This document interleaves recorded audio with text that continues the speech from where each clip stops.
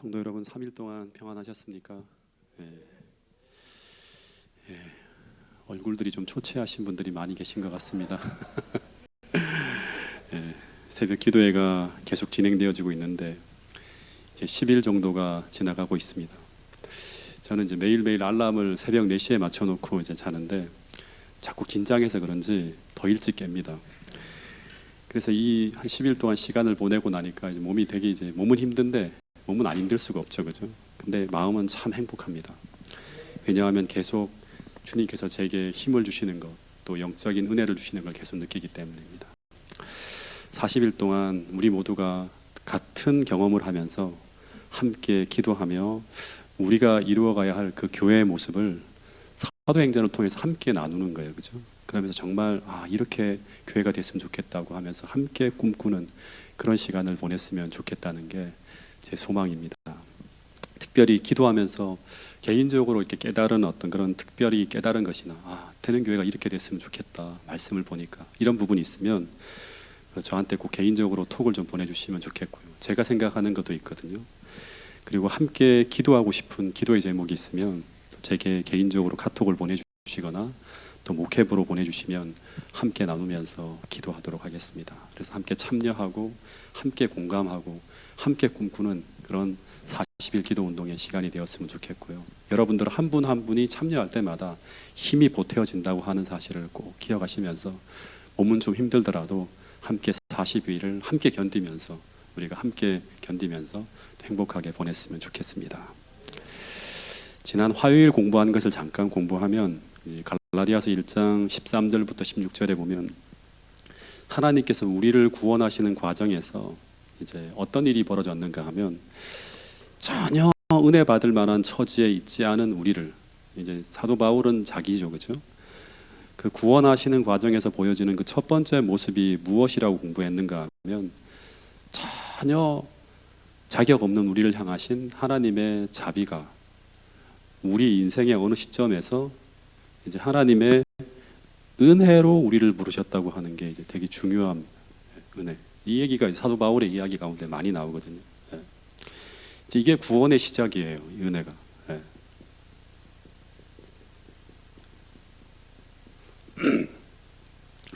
그러니까 우리를 향하신 하나님의 자비와 그리고 하나님의 사랑으로 해서 만들어진 이 하나님의 은혜가 바로 우리의 구원의 시작점이라고 하는 거예요.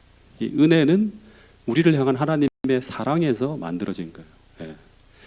그리고 이 하나님의 은혜로 우리를 부르시는 이 구원의 밧줄을 우리가 믿음으로 붙잡을 때, 믿음으로 구원의 밧줄을 붙잡는다고 하는 것은 이 구원을 우리가 영접하는 거예요. 영접할 때 그때 하나님은 어떻게 하시는가 하면 그의 아들을 너만이 아니라 다른 사람에게도 전하게 하기 위해서 그를 우리 속에 나타내시기를 기뻐하셨다고 하는 그런 이야기가 나옵니다. 그래서 이 구원의 시작, 이 하나님의 은혜를 우리가 믿음으로 붙잡을 때, 믿음을 통해서 붙잡을 때, 그 다음에 결과가 바로 뭔가 하면 우리 안에 거하시는 그리스도를 우리가 발견하게 되는, 경험하게 된다고 하는 거예요. 그래서 내 안에 존재하는 그리스도, 즉 내 속에 나타내신 그리스도, 이것이 오늘 우리의 구원의 확신에 있어서 가장 중요한 것이라고 지난 화요일 날 말씀을 드렸습니다. 이게 실제가 돼야 돼요. 이게 그냥 제가 적어놓은 하나의 이론이 아니라 이게 실제적으로 여러분들의 삶 속에서 경험되어지고 체험되어질 때 그때 우리는 예수님께서 내 안에 계신다고 하는 것을 확신할 수 있고 그 힘으로 어떤 어려운 상황 속에서도 우리는 하나님의 뜻을 이루어갈 수가 있다고 하는 거예요. 그래서 너희가 믿음에 있는가 너희 자신을 시험하고 확증하라고 했죠, 그죠? 만약에 예수 그리스도께서 너희 안에 계신 것을 너희가 발견하지 못한다 그러면 어떤 사람이다? 너희는 버리운 자리라고 하는 그런 말을 하는 거예요. 그러니까 우리 안에 계신 그리스도를 날마다 우리는 확인해야 돼요. 내가 지금 주님과 함께 지금 행하고 있는가?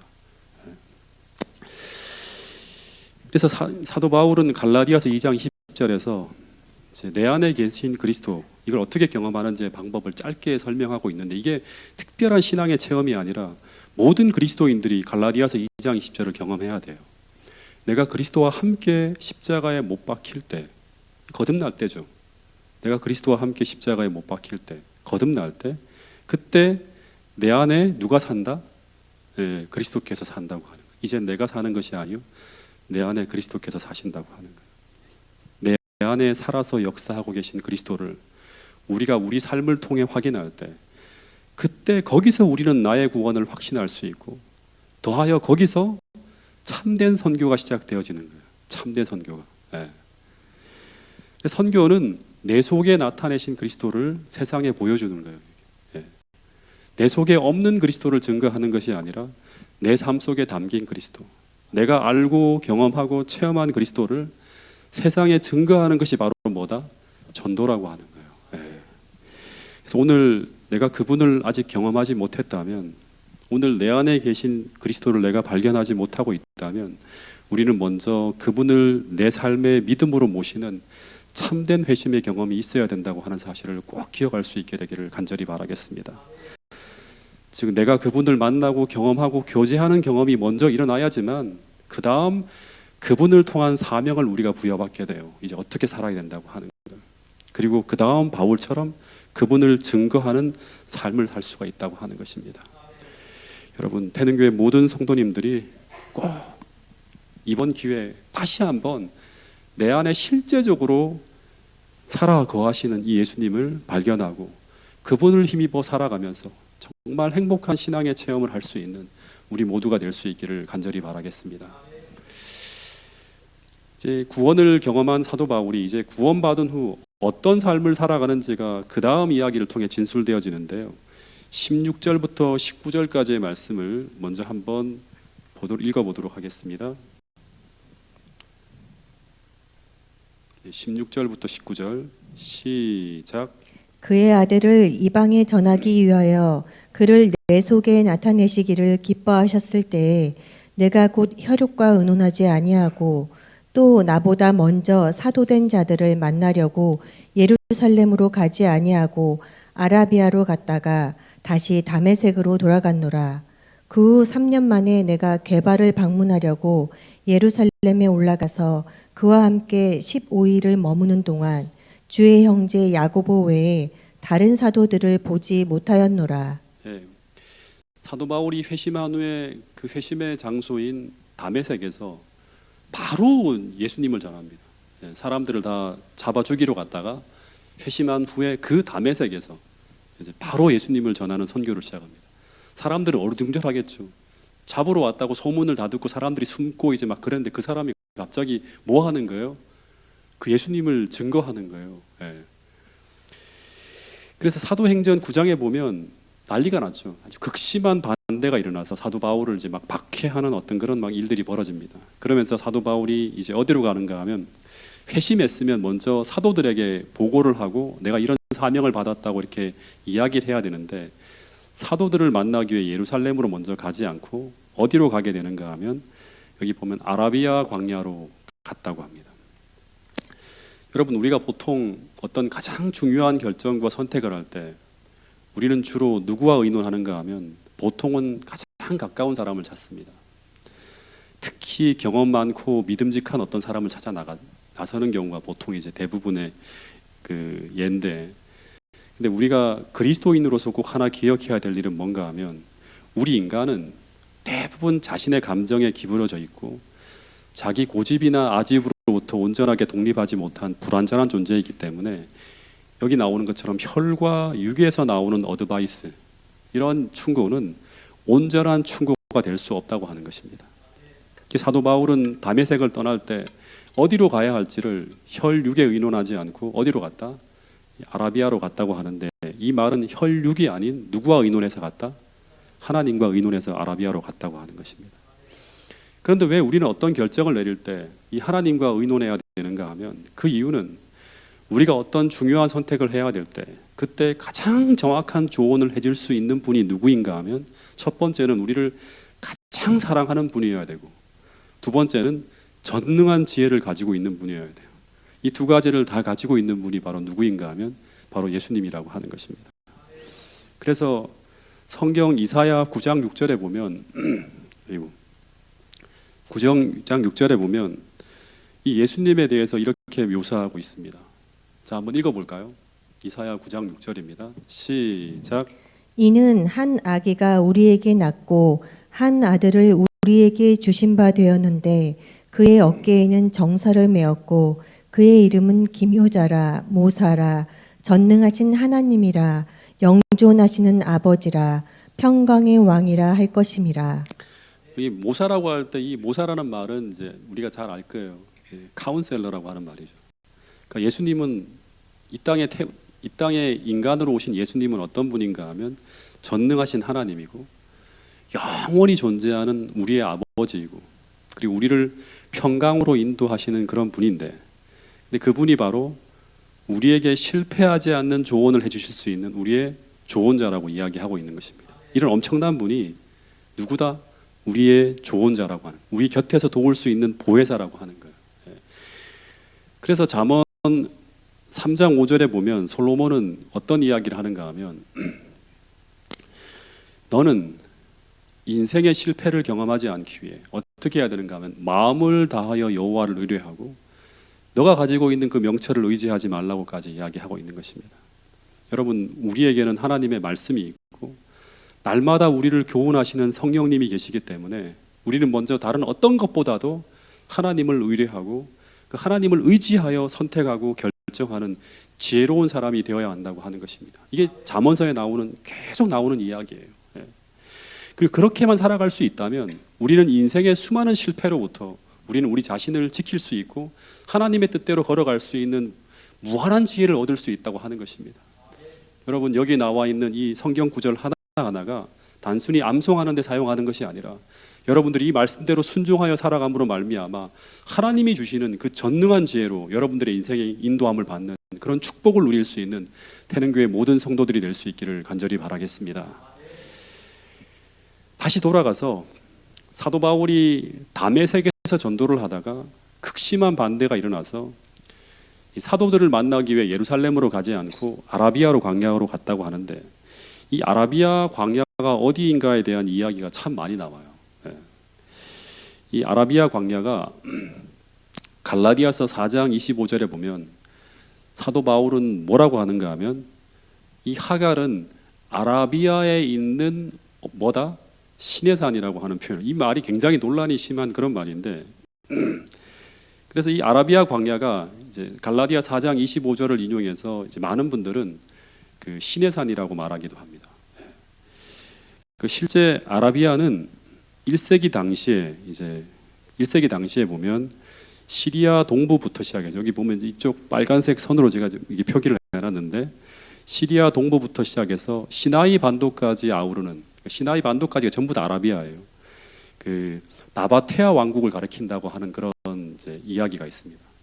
그래서 지금 사도 바울이 아라비아로 갔다고 하는 것은 어떤 학자들은 시내 광야에 있는 시내 산으로 간 것으로 보기도 합니다. 갈라디아에서 나오는 어떤 그런 구절들 하나하나를 보게 되면, 근데 이 시내 산은 어떤 곳인가 하면 모세가 출애굽을 시작할 때 사명을 받았던 곳이죠. 그리고 이스라엘 백성들이 하나님을 만나서 율법을 받고 하나님 나라가 시작되었던 곳이에요. 여기서 또 사명을 받죠. 그러니까 그 율법을 받고 성소를 받고 그 다음에 가나안을 정복하기 위한 어떤 사명을 다시금 부여받고 정비하는 곳이 바로 이제 시내산이었습니다. 그리고 시내산은 또한 개혁을 위해 열심을 내다가 이세벨의 위협에 쫓기어서 엘리야가 달아나서 들어갔던 곳이 어디인가 하면 시내산입니다. 거기서 그는 뭘 듣죠? 하나님의 세미한 음성을 들었던 곳이기도 합니다. 돌아가요. 다시금 어디로 돌아가는가 하면 원래 그가 이스라엘 위치로. 그래서 시내산은 하나님을 만나서 사명을 받는 곳, 또 하나님을 만나서 그분의 세미한 음성을 듣는 곳이 바로 어디인가 하면 바로 이 시내산이에요. 근데 사도 바울도 비슷한 패턴이에요. 박해를 피해서 어디로 갔다? 시내산으로 갔다가 여기서 하나님을 만나서 다시 어디로 가는가 하면 원래 박해가 있었던 다메섹으로 또 돌아갑니다. 엘리야하고 비슷한 패턴이죠. 그래서 사도 바울은 이 사명을 받은 후에 아라비아 광야로 들어갔는데, 이 아라비아 광야에서 바울이 얼마의 기간을 보내는가 하면 얼마의 기간을 보내죠? 3년을 보냅니다. 근데 이 바울이 아라비아에서 보낸 이 3년의 경험은 이 광야에서 보낸 3년이에요. 아라비아 보낸 3년.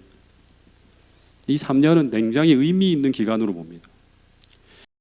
사도로 세워지는 조건 중에서 굉장히 중요한 그 기간이라고 봅니다. 사도직의 조건이 뭐가 있었죠? 사도가 되려고 하면 두 가지의 조건이 필요합니다. 첫 번째는 뭔가 하면 주님과 교제하는 경험이 기간이 있어야 돼요. 두 번째는 부활하신 주님을 본 사람이에요. 근데 사도 바울은 부활하신 그리스도를 봤죠. 어디서 봤죠? 다메섹 도상에서 봤어요. 근데 사도 바울의 최대 약점이 뭔가 하면 이 주님과의 교제의 기간, 다시 말하면 다른 제자들은 모두 다 3년 반 동안 예수님과 함께 동거하며 지냈지만 뭐 3년 혹은 뭐 3년 반 뭐 이렇게 이제 차이가 나겠죠. 부르는 어떤 텀이 있으니까 뭐 2년 얼마 이렇게 보낸 사람도 있는데 사도 바울은 주님과의 교제가 없었어요. 근데 이제 바울에게 이것이 없는 부분인데 이 3년 반의 경험을 사도 바울은 바로 이 아라비아 사막에서 3년의 기간 동안 주님과 깊은 동거의 경험을 가지면서 이 부족한 부분을 보충하게 됩니다. 그 엘렌 화이트 쓴 그 책 중에서 바울의 생애라고 하는 책이 있습니다. 그 기록에 보면 어떤 내용이 나오는가 하면 이런 기록이 나와요. 다메섹의 환상 이후에 바울은 하나님과 교통하기 위해 주님과 교제하기 위해서 아라비아로 물러갔다. 거기서 3년 반이 지난 다음에 어디로 간다? 이제 예루살렘으로 돌아갔다고 하는 거예요. 다메섹을 거쳐서 예루살렘으로 돌아가죠. 근데 이 3년의 기간 동안 사도 바울이 무슨 일을 했는가 하면 그 광야에서 그 기록들은 사도행전에 보면 나와요. 이 한적한 광야에서 사도 바울은 조용히 연구하고 명상할 기회를 가졌다고 합니다. 그는 그의 과거의 경험을 조용하게 회고하면서 완전히 회개합니다. 주님을 만나면 우리는 회개하게 돼요. 나의 실체를 보면서. 그는 그의 회개가 간합되어 그의 죄가 용서받았음을 알 때까지 얼마나 회개했을까요? 고린도 후서에 보면 나오죠. 그죠? 너무 분하고 너무 원통하고 과거의 모든 부분들을 하나하나 철저하게 회개해요. 그래서 그의 회개가 간합되어 그의 죄가 용서받았음을 알 때까지 마음을 다하여 쉬지 아니하고 하나님을 찾았다. 그는 예수께서 장차 그의 봉사에 그와 함께 하신다는 보증을 얻기를 갈망하였다. 이 보증을 얻기 위해서 어떻게 해야 돼? 내가 철저히 회개하고 주님과 하나가 되어야 돼요. 그 갈망을 가지고 계속 이 광야에서 기도하는 거예요. 그는 이제까지 그의 생애를 형성하였던 편견과 유전에서 벗어나 빈 마음으로 진리의 근원 되신 분에게서 교훈을 받았다. 예수께서는 그와 교제하시고 그의 신앙을 굳게 세우시며 그에게 풍성한 지혜와 은혜를 주셨다. 인간의 마음이 하나님의 마음과 교제하고 유한한 자가 무한하신 분과 교제할 때 몸과 마음과 영혼에 임하는 결과는 측량할 수 없다.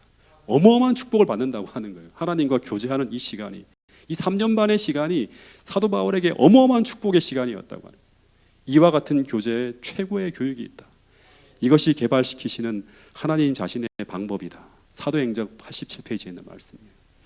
이 광야의 경험을 거치고 난 후에 그는 사명을 가지고 사도로서의 삶으로 헌신하게 됩니다. 근데 성경을 보면 모든 그리스도인은 사명을 받는 것과 받은 사명에 헌신하는 그 사이에 무엇이 놓여 있는가 하면 이 광야라고 하는 게 놓여 있어요.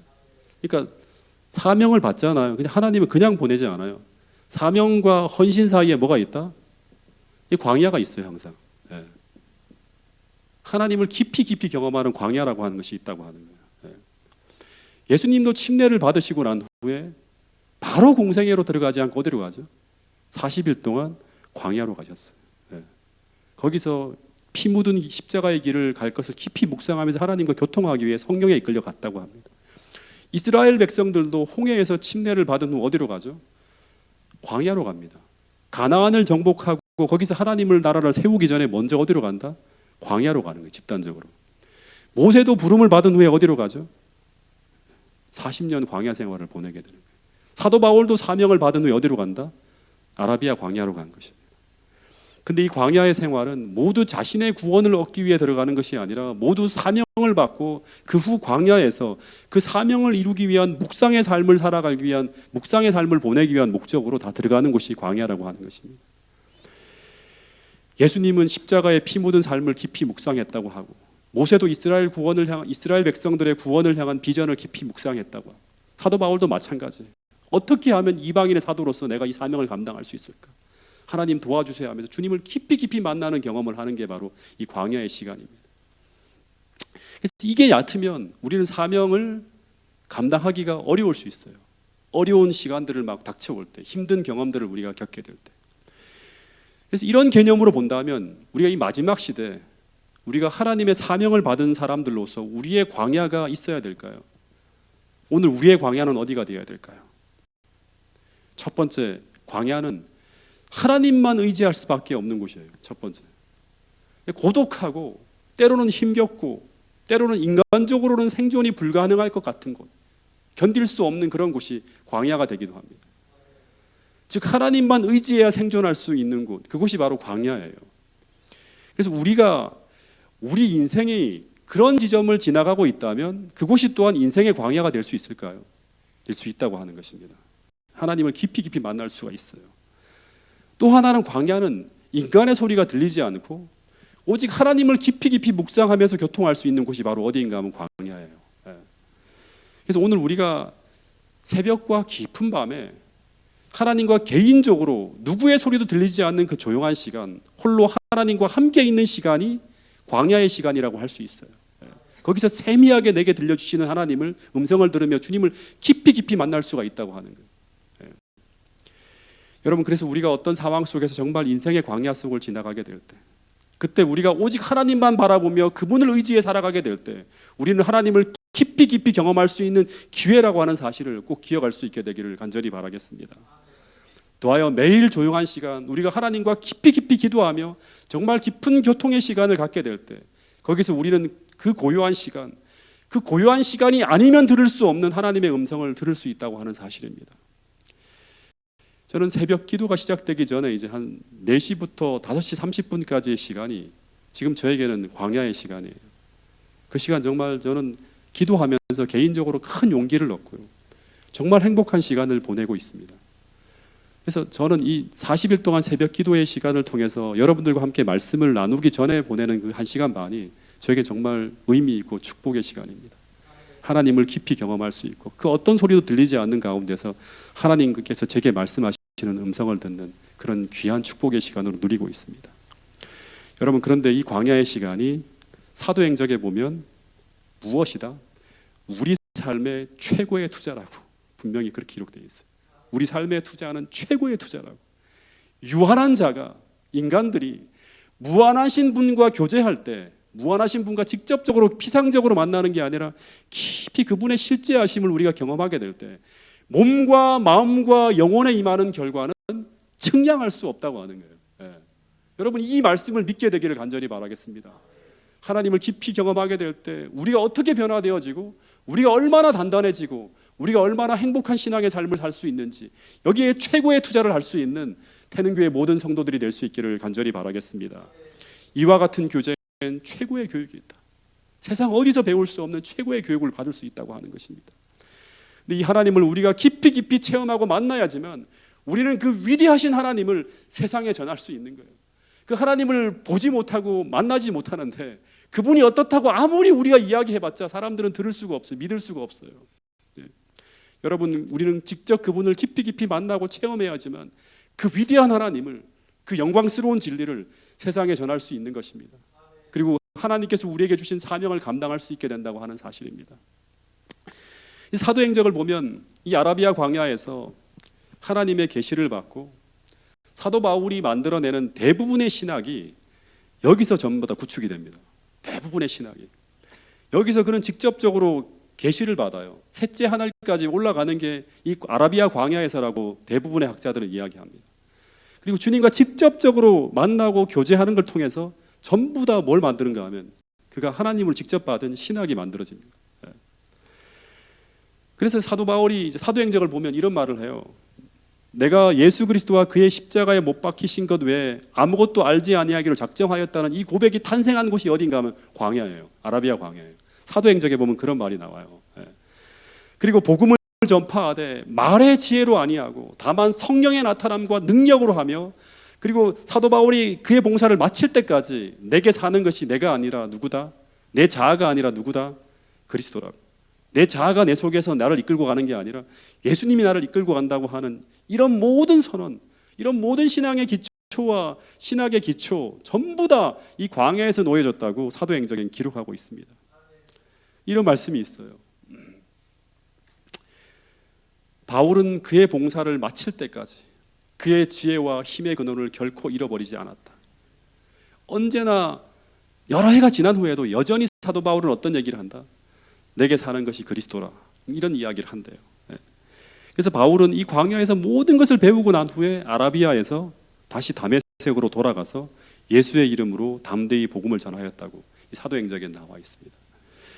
여러분, 그래서 이 아라비아에서의 광야의 3년은, 이 광야에서 보낸 3년은 사도 바울로 하여금 사도 바울이 되게 하는 그의 신앙과 그의 신학의 근간을 이룬 곳이 어디다? 광야라고 하는, 사명과 헌신 사이에 뭐가 있다? 예수님을 깊이 체험하는 광야라는 곳이 있다고 하는 거예요. 다시 갈라디아서 1장 17절 18절을 보면 이 사도 바울이 3년 반을 아라비아 광야에서 보내고 그 후 다시 어디로 갔다고 나오는가 하면 다메섹으로 돌아갑니다. 그러니까 다메섹에서 회심을 하고 난 후에 그 다음에 다시 어디로 간다? 아라비아 광야로 갔다가 다시 간 곳이 어디다? 다시 다메섹입니다. 이 다메섹은, 이 두 번째 다메섹은 헌신하기 위해서 간 거죠.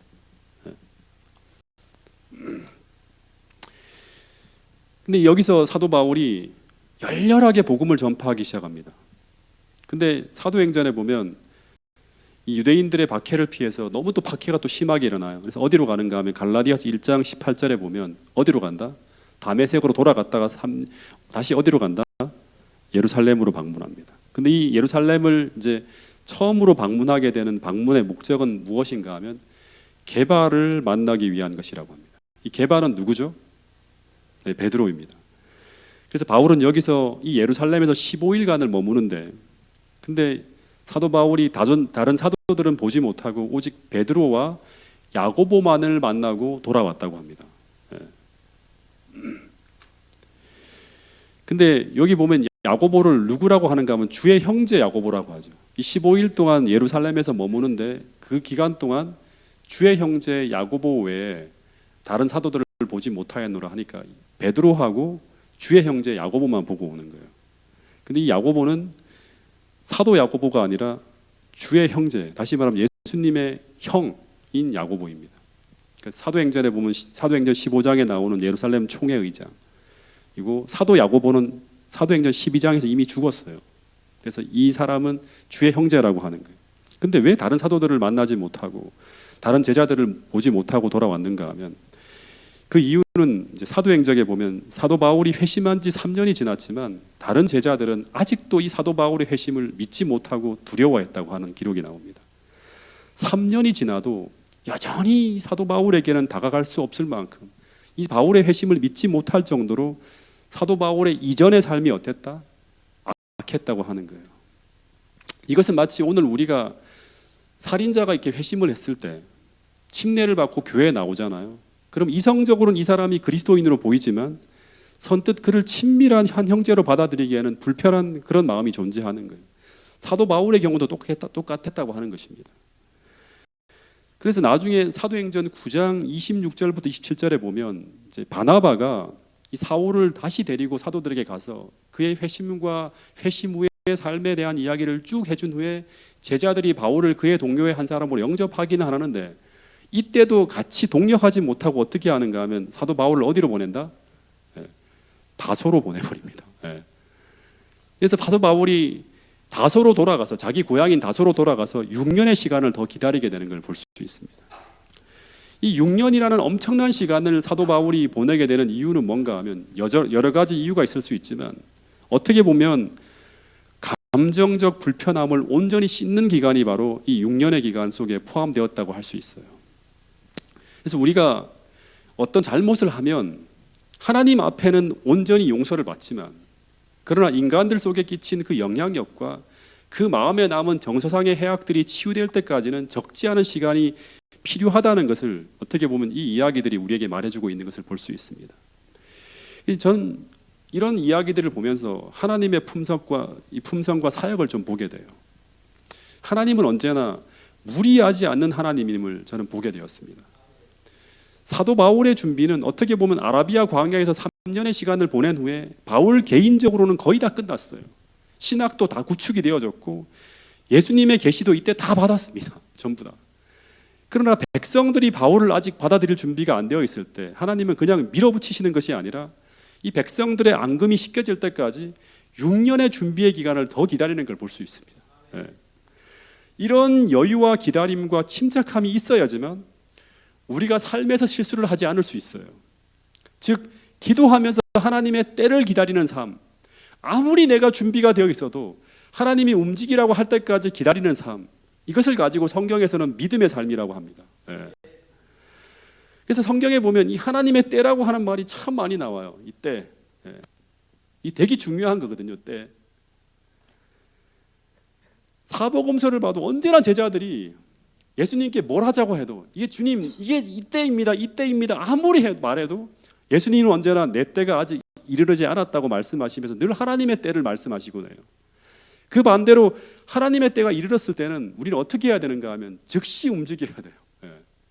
그래서 하나님의 때에 움직이지 않는 것도 문제고 하나님의 때가 이르지 않았는데 움직이는 것도 문제예요. 그래서 이 하나님의 때를 분별하고 믿음으로 순종하는 것은 굉장히 중요하다고 하는 것입니다. 어쨌든 6년이 지난 후에 이 바나바가 다시 바울을 안디옥에서 부를 때까지 거기에 머뭅니다. 그래서 여기까지만 좀 공부하고 오늘 마칠 텐데,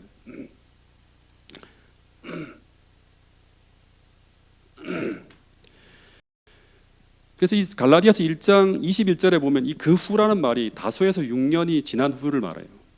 근데 이 6년의 시간을 사도 바울이 어떻게 보냈는지 성경에도 전혀 안 나오고요, 예언의 신에도 전혀 안 나옵니다. 근데 우리는 추측할 수 있습니다. 제 생각에는 3년 동안 어디 있었다? 광야에 있었잖아요. 신학을 다 구축하고 사명을 받고, 사도 바울은 아주 열정적인 사람이에요. 이 다소에서 그가 받은 사명이 있으니까 이방인의 사도로서의 사명을 감당하기 위해서 끊임없이, 그 다소라는 곳이 이방 땅이잖아요, 그죠? 성경을 가르치며 성실하게 보냈을 것이라고 우리는 추측할 수 있어요. 근데 이 다소에서 어떤 일이 벌어졌는지 기록이 없기 때문에 또 하나 우리가 추측하는 건 뭐냐 그러면, 이 사도 바울이 회심한 후에 가장 힘든 시간이 바로 이 시기가 아니었을까 하는 생각이 들어요. 왜냐 그러면 이제 사도로서 부름을 받았잖아요. 그러면 자기가 진짜 말 그대로 열정적으로 사역을 해야 되는데 동력도 안 되고 고립되어서 혼자 하면서 얼마나 힘들었을까요? 알아주지도 않고 인정도 받지 못하는. 그래서 사도 바울은 이 6년의 무명 시절을 아주 겸손하게 하지만 신실하게 보냈을 것이라고 저는 추측하게 됩니다. 그 후 하나님은 바나바를 통해서 6년이 지났을 때 그를 부릅니다. 그리고 수리아 지방 안디옥으로 이제 가게 되는데, 거기서 사도행전 12장부터 13장과 딱 매치가 되는 부분인데, 근데 여기 보면 그곳 사람들은 갈라디아서 1장 22절에 보면 바울을 얼굴로는 알지 못했다고 합니다. 얼굴이라고 하는 말은 개인적으로란 말인데 개인적으로는 알지 못하고 소문으로 듣고 알 뿐인데, 사도 바울의 소문은 어떤 소문이죠? 아주 흉악하고 못된 사울이 변화되었다고 이야기는 하지만 믿을 수 없는 그런 바울이에요, 여전히. 예. 근데 사도 바울이 안디옥에서 봉사를 하는데 어떻게 봉사를 하는가 하면 변화되어서 정말 선하고 훌륭한 지도자 바나바와 함께 안디옥 교회 사역자로 세워져서 주를 위해 일하는데 얼마나 헌신적으로 봉사하는지 모든 사람이 다 놀라고 감동을 받아서 모든 사람들이 사도 바울의 그 헌신과 그 사역을 통해서 하나님께 영광을 돌리게 되었다는 그런 이야기를 하게 됩니다. 여러분, 말씀을 줄이면서 사도 바울의 인생을 보면서 여러분들은 여러분들의 인생에 어떤 시간을 지나가고 있는지 한번 생각해 보시기 바랍니다. 다메섹의 시간, 아라비아 광야의 시간, 다소의 시간, 혹은 안디옥에서의 사역의 시간, 우리가 어떤 시간을 지나가든 다 하나님과 함께하는 시간임을 여러분 잊지 않게 되기를 간절히 바라겠습니다. 그곳에서 우리 인생의 배움이 있고 성장이 있다면 늘 하나님의 뜻이 이루어지고 있는 시간임을 기억하시고 꼭 그 가운데서도 하나님과 동행하며 주의 뜻을 이루는 여러분과 저가 될 수 있기를 간절히 바라겠습니다. 그럴 수만 있다면 우리도 바울처럼 하나님의 영광을 위해 살아가는 사람으로 변화될 수 있다고 하는 것입니다. 매 순간 어떤 결과와 어떤 상황이 벌어진다 하더라도, 광야의 시간을 우리가 보내고 있다 하더라도 주님을 의지하며 최선을 다해 이 오늘 우리에게 주어진 삶을 주님과 동행하며 견디어내고 또 하나님의 은혜로 또 우리가 극복하고 하시면서 하나님의 축복을 경험하는 여러분과 저가 될 수 있기를 간절히 바라면서 오늘 말씀을 줄이도록 하겠습니다.